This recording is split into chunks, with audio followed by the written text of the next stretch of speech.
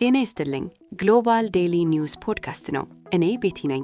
ዛሬ እሁድ መጋቢት 1 ቀን 2026 ዓመት ለፖድካስታችን መክፈቻ የሚሆኑ የተወሰኑ መረጃዎችን ይዘንላችሁ ቀርበናል።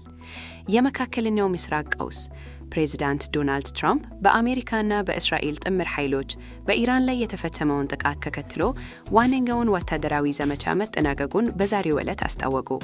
በምላሹም ኢራን ወደ እስራኤልና በአካባቢው ወደሚገኙ የአሜሪካ የጦር ሰፈሮች ሚሳይሎችን በመተኮስ የአጸፋ ጥቃት ሰንዝራለች። የዓለም ኢኮኖሚ በዚሁ ግጭት ምክንያት የነዳጅ ዋጋ በዓለም ገበያ ላይ ከፍተኛ ጭማሪ ማሳየት ጀምሯል። የዓለም ባንክ የ2026 የኢኮኖሚ እድገት ወደ 2.7% ዝቅ ሊል እንደሚችል በማስጠንቀቅ ላይ ይገኛል። የኢትዮጵያ ስፖርት ድል በዛሬው ዕለት በጃፓን በተካሄደው የቶኪዮ ማራቶን ኢትዮጵያዊው አትሌት ታደሰ ታከለ በ2 ሰዓት 03 ደቂቃ ከ37 ሰከንድ በመግባት የሻምፒዮንነት ክብሩን በድል አስጠብቋል።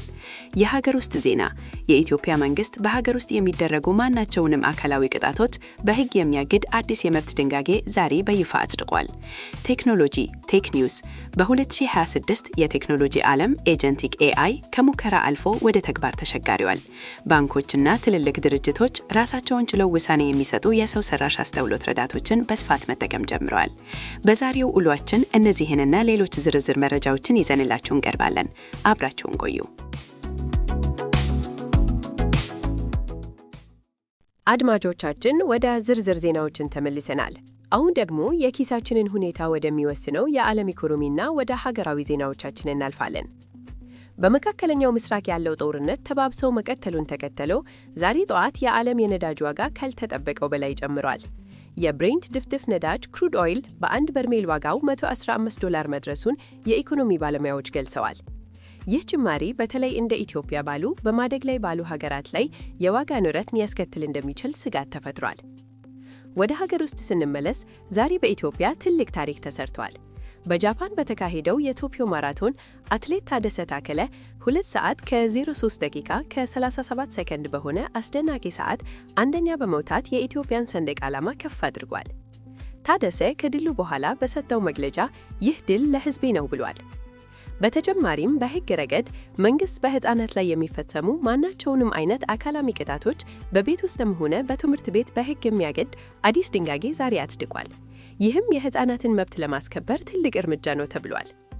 በዛሬው የቲች ኒውስ ክፍላችን በ2036 የቴክኖሎጂ ዓለምን እያወዛገበ ስላለው ኤጀንቲክ AI ጥቂት እንበላችሁ። ኤጀንቲክ AI ማለት እንደ ቀደሙት የሰው ሰራሽ አስተውሎት አይነቶች ትዕዛዝ ብቻ የሚቀበል ሳይሆን ራሱን ችሎ ግብ የሚያወጣና ለችግሮች መፍትሄ የሚሰጥ ቴክኖሎጂ ነው። ለምሳሌ አንድ የንግድ ድርጅት ሽያጤን በ2% ጨምርልን ብሎ AIውን ቢያዝዘው AI ራሱ ገበያውን ያጠናል፣ ማስታወቂያዎችን ያዘጋጃል፣ እንዲሁም ደንበኞችን ያነጋግራል። ይህ ሁሉ የሚሆነው ያለ ሰው ጣልቃ ገብነት።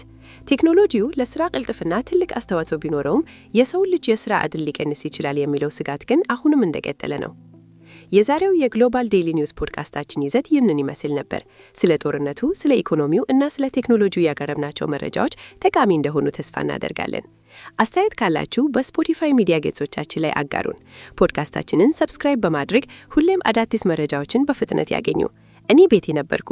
ነገ በተመሳሳይ ሰዓት በሌላ መረጃ እስክንገናኝ ቸር ሰንብቱ።